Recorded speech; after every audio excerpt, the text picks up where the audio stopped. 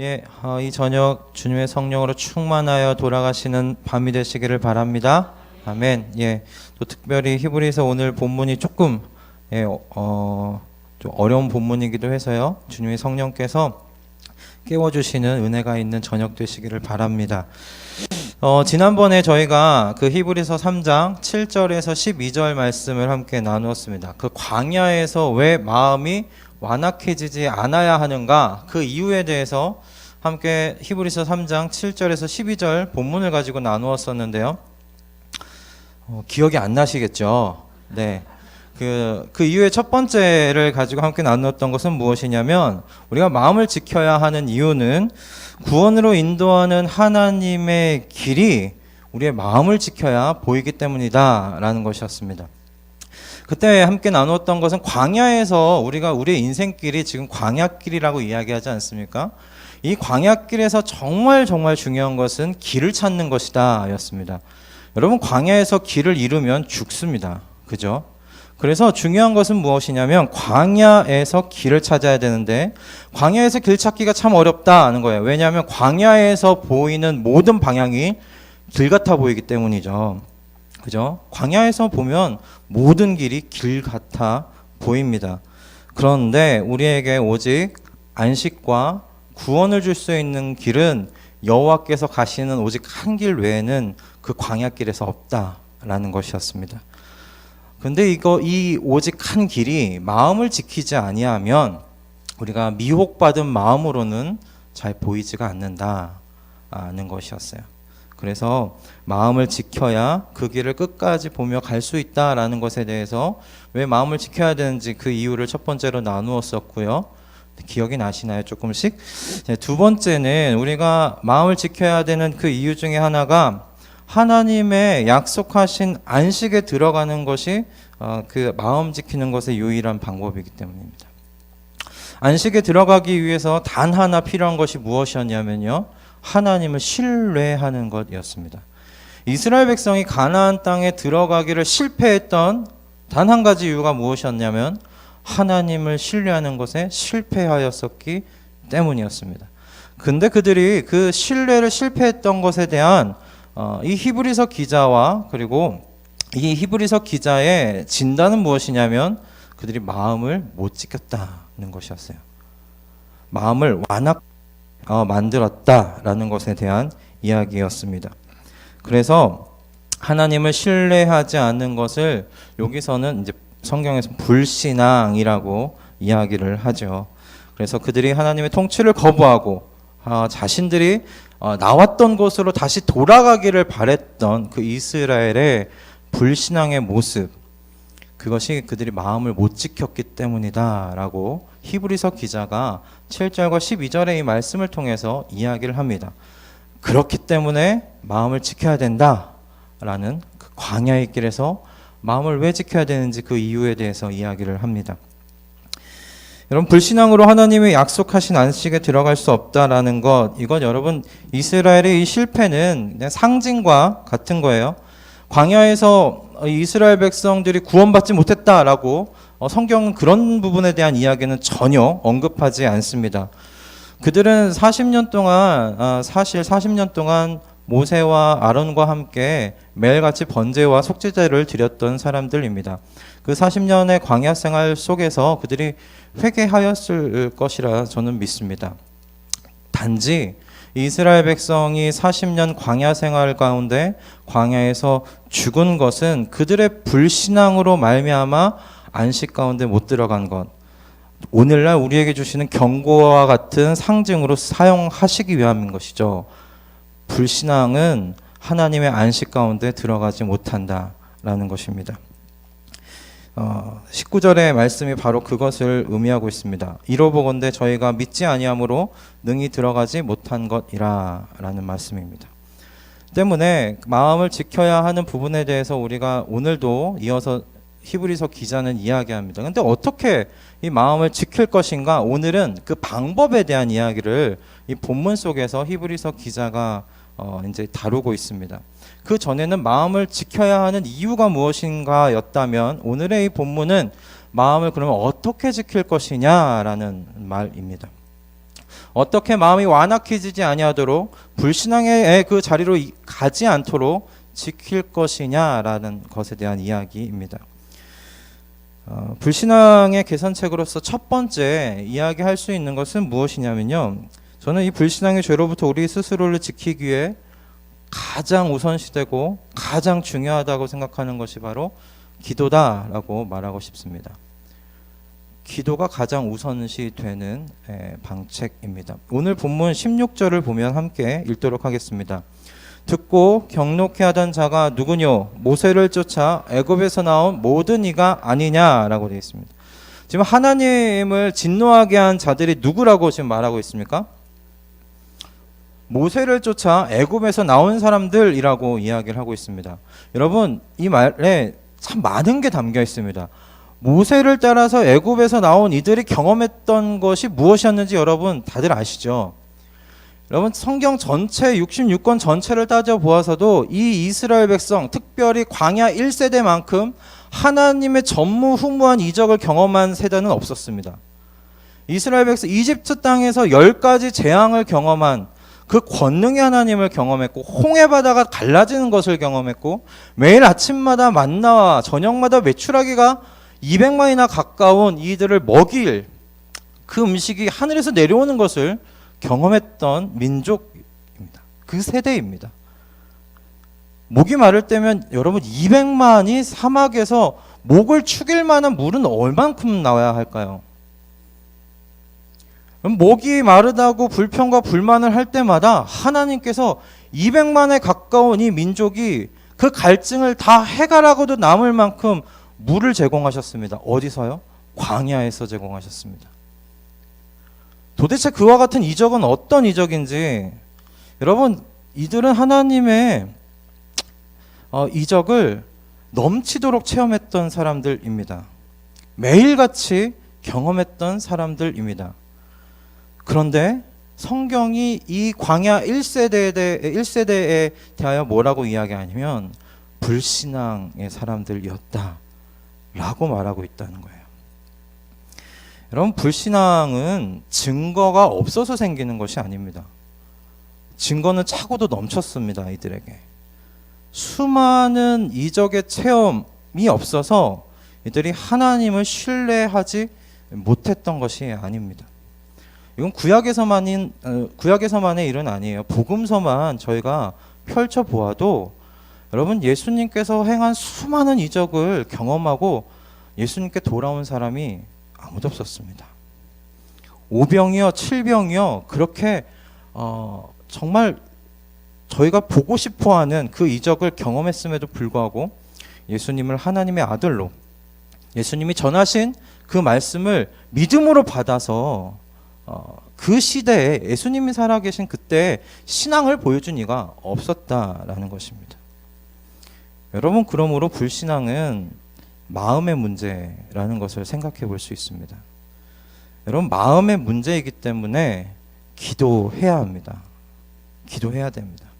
성령의 역사 외에 이 마음의 문제를 해결할 수 있는 방법이 없다라는 것이죠. 그래서 기도의 자리가 없이 광야의 때에 마음을 지킨다는 것은 여러분 어불성설입니다. 우리가 대적해야 되는 자가, 여러분, 대적해야 되는 자가 아담과 하와 전부터 있었던 존재입니다. 그러죠? 사단이 아담과 하와 전부터 있었던 존재입니다. 우리가 대적해야 되는 자가 바로 그 자입니다. 우리를 유혹하는 자가 바로 그 자입니다.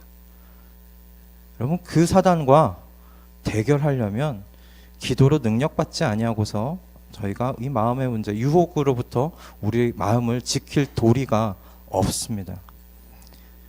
여러분, 오늘 그래서 이 금요일 얼마나 몸이 천근만근이시겠습니까?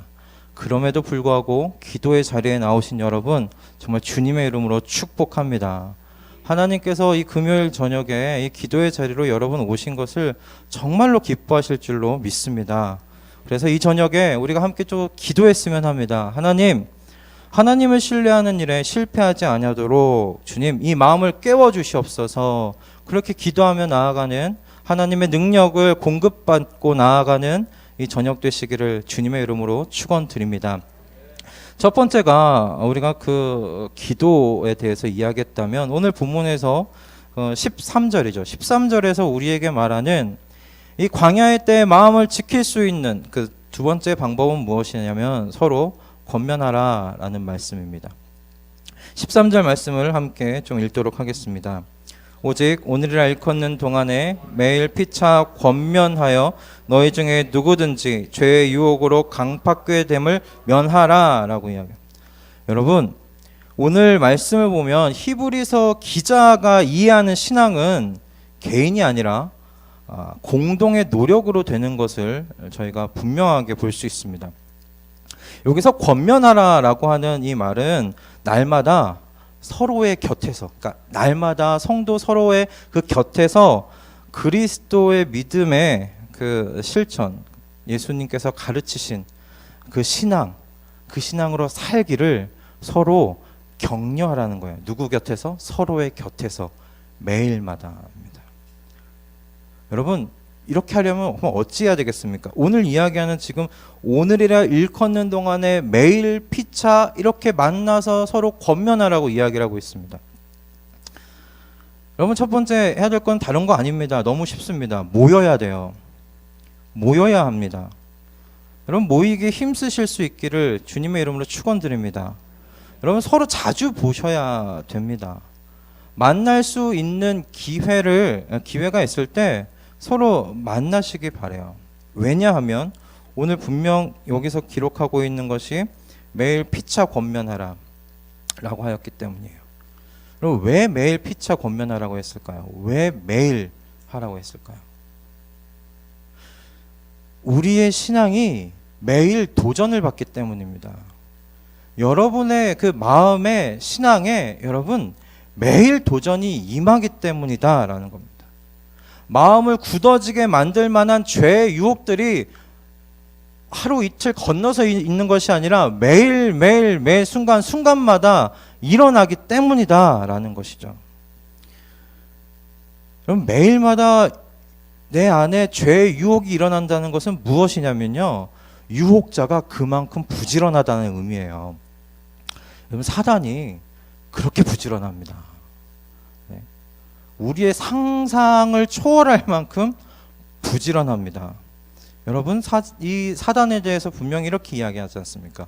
우는 사자와 같이 다닌다라고 이야기하지 않습니까? 먹이를 찾아 돌아다닙니다. 죄로 우리를 유혹하기 위해서 이 유혹자 사단이 부지런하게 움직입니다. 매일같이 움직입니다. 그래서 히브리서 기자가 이야기하는 겁니다. 매일같이 모이라. 매일같이 모이라. 그래서 여러분, 중요한 건 우리가 모여야 합니다. 모여야 합니다. 모이기에 힘쓰셔야 됩니다. 그리고 두 번째, 우리가 이 말씀을 서로 권면하라라는 이 말씀을 통해서 이 말씀을 저희가 이행하기 위해서 생각할 건 뭐냐면, 여러분, 내 안에 마음이 부패했다는 사실을 기억하세요. 겸손해지시기 바랍니다. 나는 나 혼자서도 신앙생활 할 수 있어. 나는 나 혼자서도 내 마음을 지키면서 하나님 앞에 신앙생활 똑바로 할 수 있어. 여러분, 오산이십니다. 예레미야서 17장 9절에서 예레미야가 사람의 마음에 대해서 이렇게 이야기합니다. 만물보다 거짓되고 심히 부패한 것은 마음이라 누가 능히 이를 알리오 라고 예레미야서 17장 9절에서 말하고 있습니다. 사람의 마음이 어떻게 부패했다고요? 심히 부패했다라고 이야기를 하고 있어요. 하나님의 은혜의 빛으로 말미암아 우리의 심령이 변화된 것은 맞습니다. 우리의 마음이 이제는 하나님을 주로 삼고 하나님이 기뻐하시는 것을 선택하며 살기를 즐거워하는 것이 맞습니다. 그러나 아직 그 전에 너무 심히 부패했기 때문에 죄의 관성이 남아있는 마음입니다. 죄를 향해 가기 쉬운 그 마음의 상태다라는 겁니다. 우리가 서로에게 격려를 받지 않고 서로에게 은혜의 충고를 받아 마음이 깨어지고 우리의 마음이 그 은혜로 데워지지 않으면 쉽게 냉담해지기 쉬운 마음들이라는 사실을 여러분 기억하시길 바랍니다. 여러분 그러므로 겸손해지시기 바래요. 모인다는 건 내가 겸손하다는 증거이기도 합니다. 나 혼자는 세워질 수 없다는 그 고백이기도 합니다.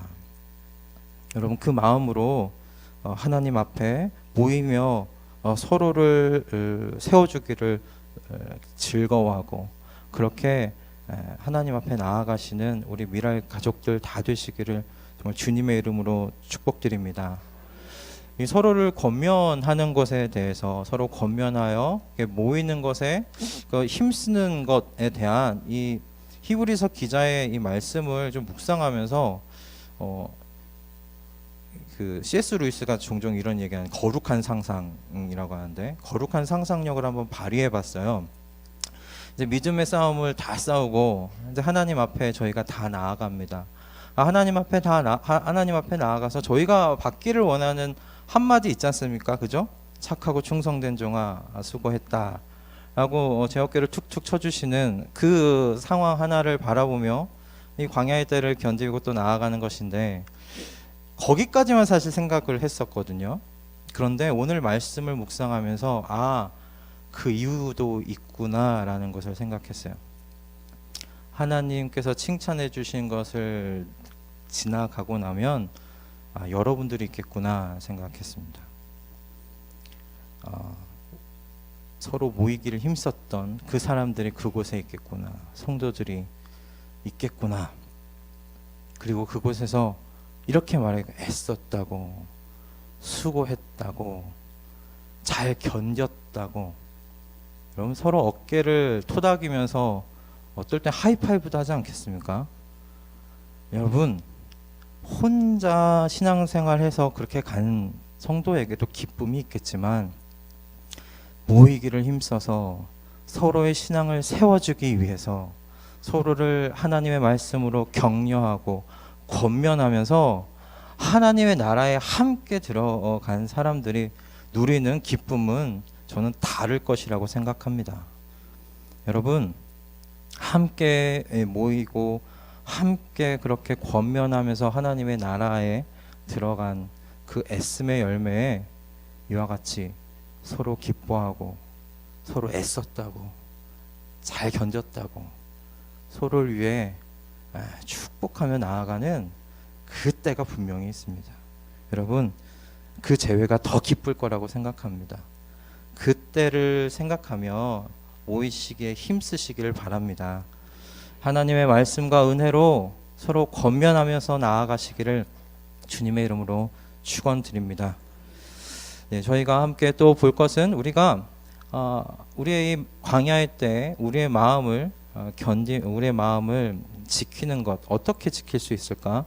세 번째로 여기서 이야기하는 것은 말씀에서 이야기하는 것이 이것입니다. 인내하고 또 인내하십시오라는 거예요. 인내하고 또 인내하십시오. 14절에서의 말씀입니다. 함께 읽겠습니다. 우리가 시작할 때 확실한 것을 끝까지 견고히 잡으면 그리스도와 함께 참여한 자가 되리라. 아멘. 여러분 여기서 그 말하는 이제 확실한 것이라고 개정에는 되어 있는데요. 이게 확신한 것입니다. 내가 처음에 확신함으로 붙잡았던 그 복음의 그 말씀에 대한 것이에요.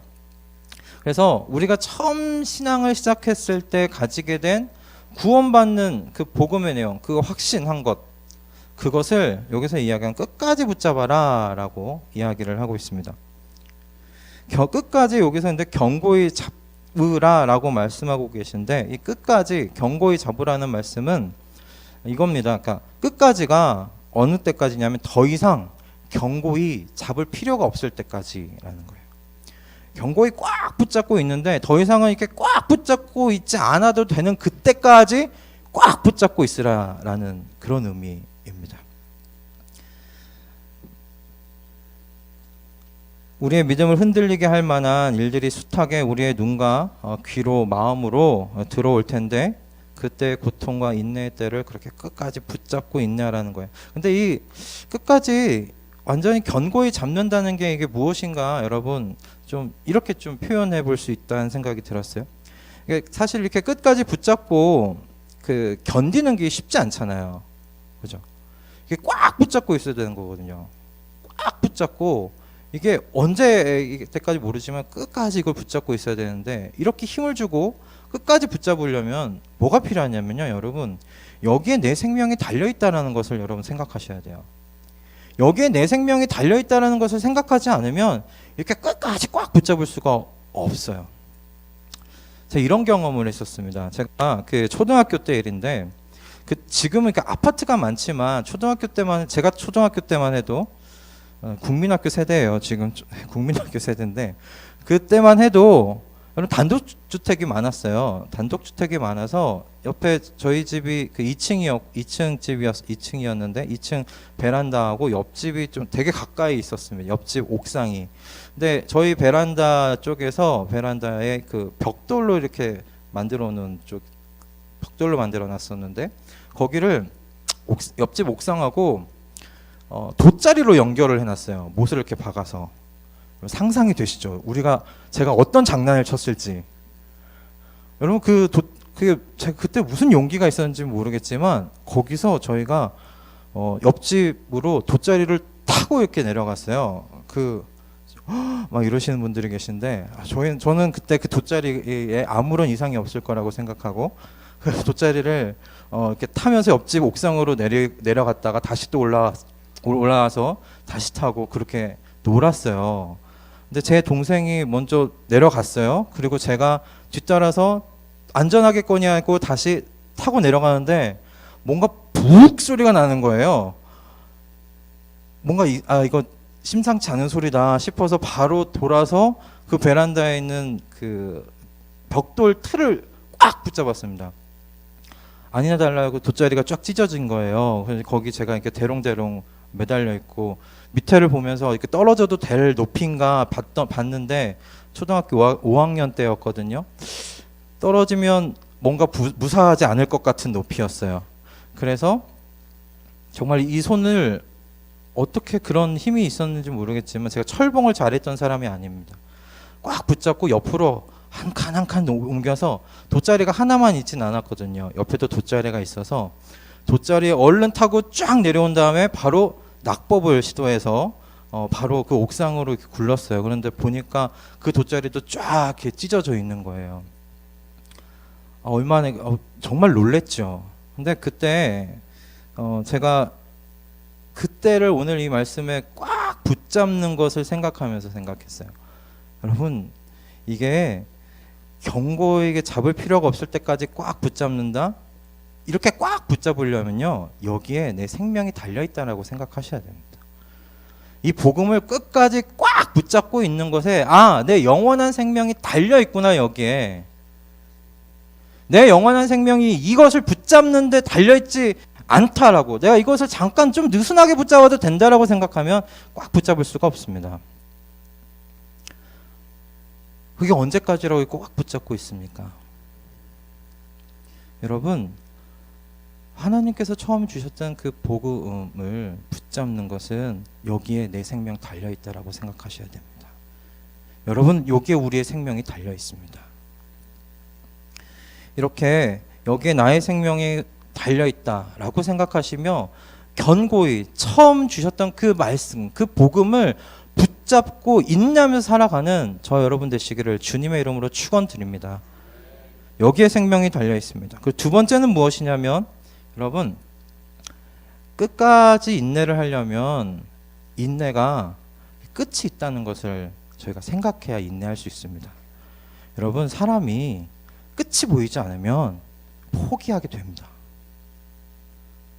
빛이 보이지 않으면 포기하게 돼 있어요. 그런데 감사하게도 말씀이 이야기하는 것은 우리의 인내에는 끝이 있다라는 것입니다.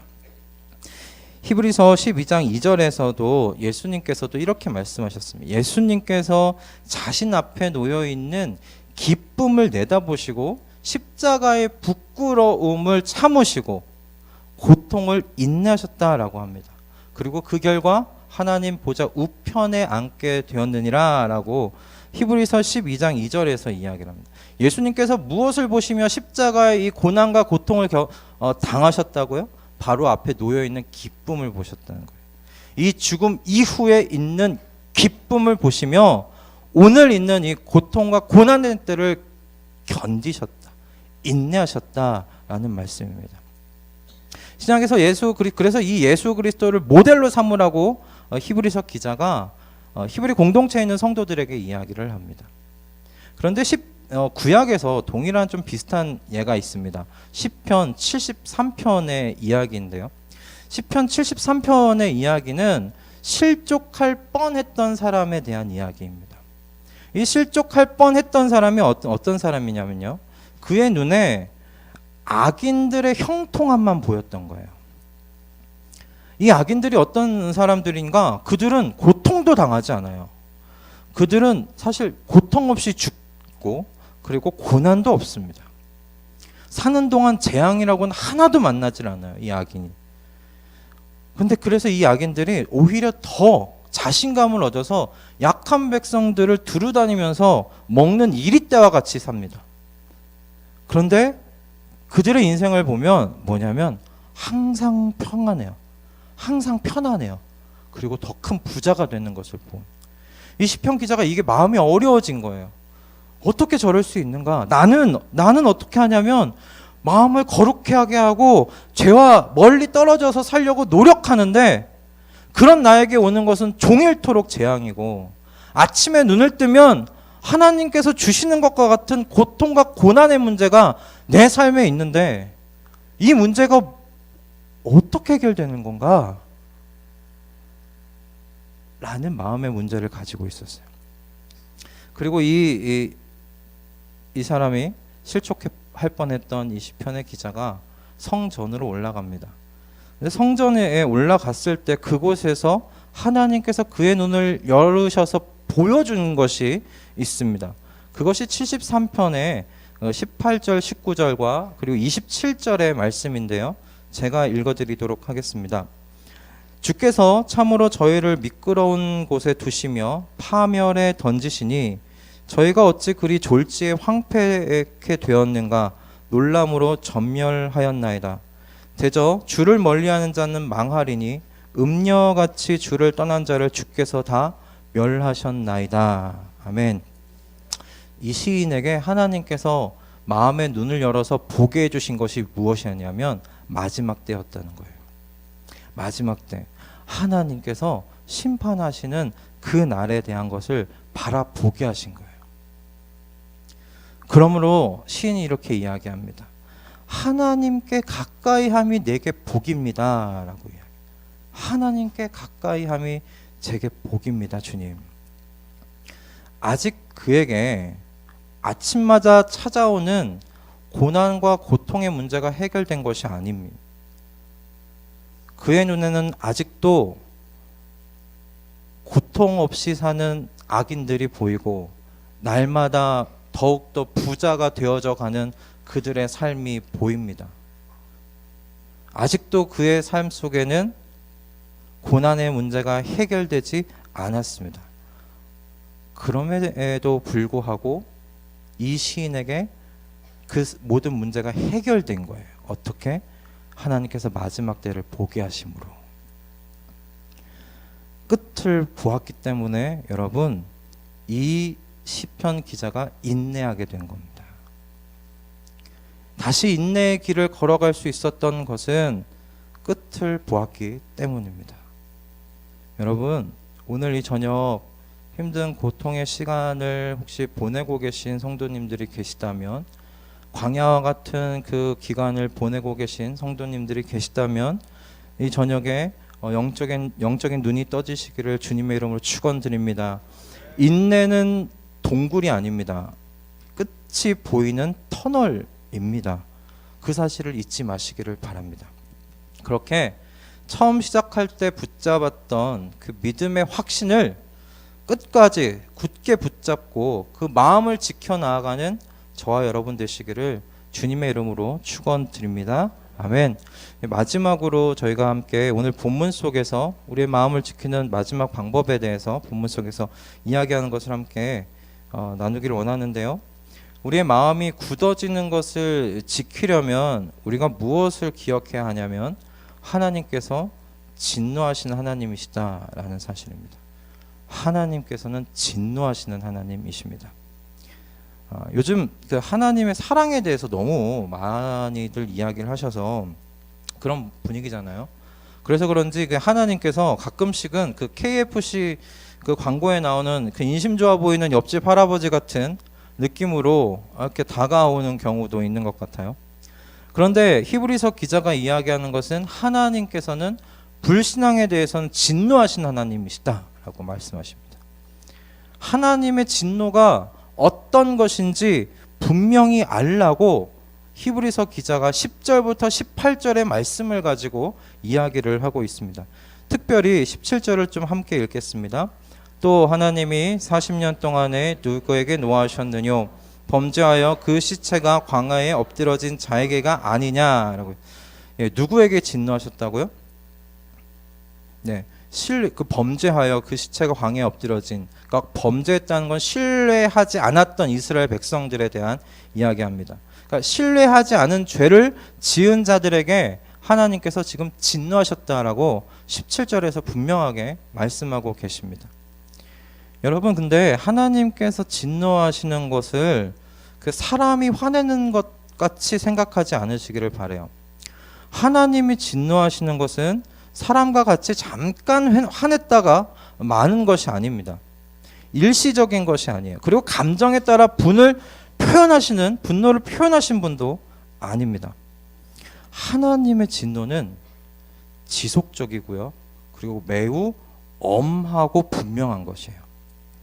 그것을 오늘 본문에서 이야기하는데, 여러분 40년 동안에 하나님을 불신앙했던 이스라엘 백성이 그 1세대가 오늘 17절에서 그 시체가 광야에 엎드러진 자에게가 아니냐, 이게 광야 1세대잖아요. 그렇죠? 근데 이 광야 1세대가 출애굽에서 나올 때 장정만 몇 명이었는지 혹시 아십니까? 60만 정도였습니다. 그죠? 장정만 60만이었습니다. 장정만 60만이라고 하면 그 아내들도 있었겠죠? 그냥 아내 한 명만 덧붙이면 자녀는 빼고 아내만 덧붙여도 120만이 됩니다. 여러분, 120만이 40년 동안 광야에서 다 죽었습니다. 근데 그 책에, 어떤 책에 제가 참고한 책에서 이렇게 이야기를 하더라고요.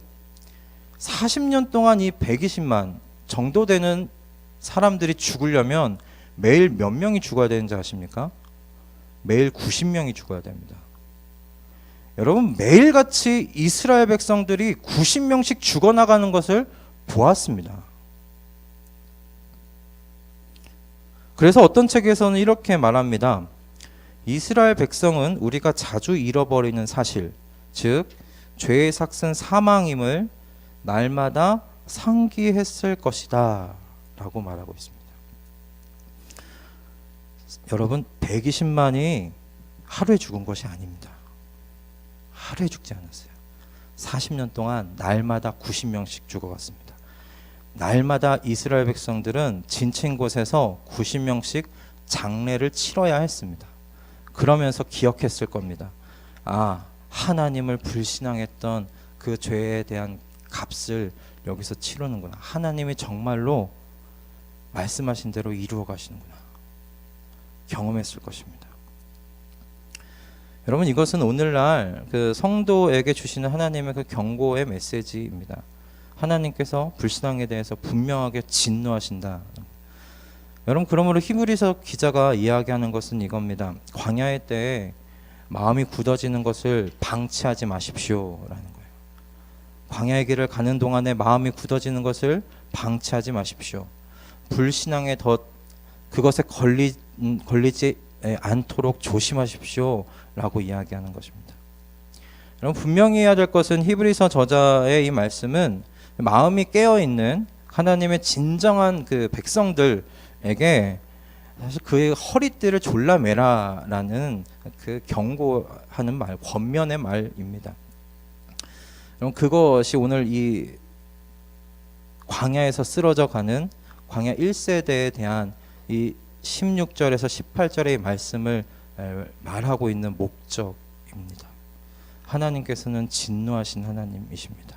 하나님을 신뢰하지 않는 것에 대해 그 죄에 대하여 진노하신 하나님이십니다. 여러분, 말씀을 정리하겠습니다. 여러분, 광야에서 마음을 지키는 것, 오늘 이 말씀들을 보면 저절로 되는 것 아닙니다. 저절로 되지 않습니다. 하나님께서 전능자의 그늘 아래로 우리를 인도하고 들이시지만, 여러분, 부드러운 마음을 유지하는 것, 그건 우리의 노력이 필요하다라는 것을 오늘 이 방법들을 통해서 보게 됩니다. 그럼 기도하는 자리, 우리가 노력하며 나아가야 되는 자리입니다. 우리가 모여야 되는 것, 여러분이 모이는 것이 쉽지 않잖아요. 특별히 오늘 같은 바쁜 시대에, 그죠? 여러분, 특별하게 우리가 열심을 내야 되는 부분이에요. 그리고 하나님 앞에 우리가 나아가는 이 부분에 대해서 인내하는 것, 인내하는 것도 얼마나 어렵습니까? 그것도 우리의 노력이 필요한 부분입니다. 여러분, 이 모든 것들이 그래서 마음을 지켜 나간다는 것이 쉽지가 않습니다. 노력하여야 합니다. 열심과 하나님 앞에 부지런함으로 나아가야 사실 이 부드러운 마음을 우리가 가질 수 있음을 오늘 이 본문의 말씀을 통해 히브리서 기자가 우리 다시 한번 권면하고 있는 줄로 믿습니다. 여러분, 오늘 이 시간 우리가 다 마지막 날 약속을 받은 사람들인 줄을 믿어요. 그 앞에 놓여있는 우리 기쁨을 바라보며 오늘 하루하루 내게 주신 그 신앙을 붙잡고 그것을 나가기가 어려운 시대인 것을 알지만 하나님 이 마음 가운데 은혜를 주시고 오늘 이 한 날 제게 주신 그 은혜만큼 노력하며 이 마음을 부드러운 마음으로 지켜나가기를 좀 간구합니다.